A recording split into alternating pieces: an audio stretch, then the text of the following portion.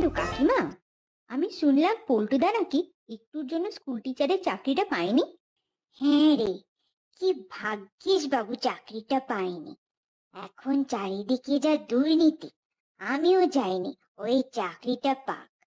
ভগবান যা করেন মঙ্গলের জন্যই করেন। ও আচ্ছা, কিন্তু পল্টুদা নাকি কিসব অনলাইন গেম খেলে বাজারে অনেক দেনা করে ফেলেছিল, সেগুলো শোধ দিতে নাকি ওকে নিজের বাইকটাও বিক্রি করতে হলো।